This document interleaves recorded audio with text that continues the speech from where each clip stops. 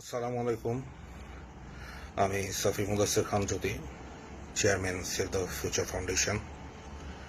Save the future ফাউন্ডেশনের নবগঠিত কার্যনির্বাহী পরিষদ আমাকে চেয়ারম্যান নির্বাচিত করায় এই সংগঠনের সকল নেতাকর্মী এবং সংগঠনের সাথে যারা জড়িত আছেন সবাইকে জানাচ্ছি আমার প্রাণঢালা শুভেচ্ছা এবং অভিনন্দন।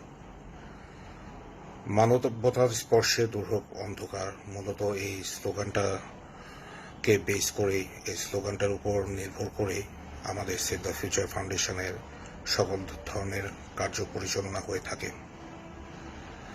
আত্মমানবতার সেবায় সেভ দ্য ফিউচার ফাউন্ডেশন সবসময় নিয়োজিত।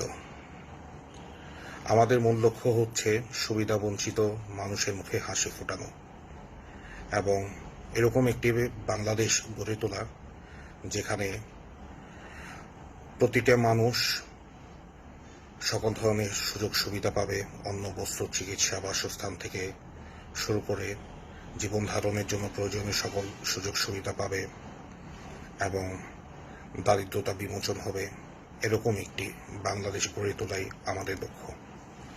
সেই লক্ষ্যে আমরা সেভ দ্য ফিউচার ফাউন্ডেশন কাজ করে আসছি এবং বর্তমানে দেশের 64টি জেলায় সেভ দ্য ফিউচার ফাউন্ডেশনের শাখা অফিস রয়েছে এবং বিভিন্ন জেলায় নতুন করে কমিটি গঠন হয়েছে, আপনারা অনেকেই জানেন, এবং দেশের সকল জেলার নবগঠিত কমিটির সভাপতি, সেক্রেটারি সহ অন্যান্য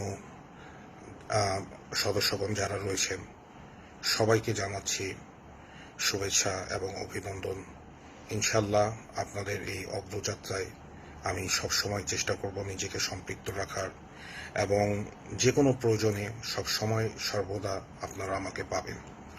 আর বিশেষ করে আমাকে যারা সবসময় ফলো করেন, আমার শুভাকাঙ্ক্ষী বন্ধু বান্ধব বা আমার পরিচিত যারা রয়েছেন, সবসময় আমার সাথে সংযুক্ত আছেন, সম্পৃক্ত আছেন, যারা আমাদের এই সেভ দ্য ফিউচার ফাউন্ডেশনে নিজেকে সংযুক্ত করতে চান, তাদের কাছে বিশেষভাবে অনুরোধ, আপনারা আমাদের ফেসবুক ফ্যান পেজের মাধ্যমে আপনারা যোগাযোগ করুন এবং সেভ দ্য ফিউচার ফাউন্ডেশনের সদস্য হতে হলে বা এর সাথে সংযুক্ত হতে হলে কি কি নিয়ম আপনাদেরকে মেনে চলতে হবে এবং এর নিয়মাবলী সম্পর্কে আমরা আপনাদেরকে অবগত করব।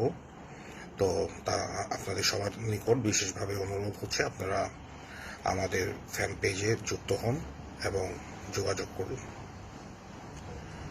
পরিশেষে সবাইকে আবারও শুভেচ্ছা জানাচ্ছি।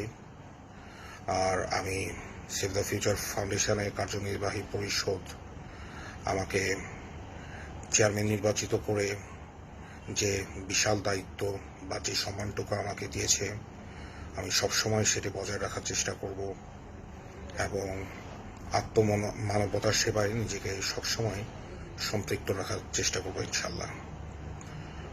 সকলের মঙ্গল কামনা করছি এবং সকলের মঙ্গল এবং সুস্বাস্থ্য কামনা করে আমি আমার বক্তব্য এখানেই শেষ করছি। আপনারা সবাই ভালো থাকুন, সুস্থ থাকুন। আসসালামু আলাইকুম।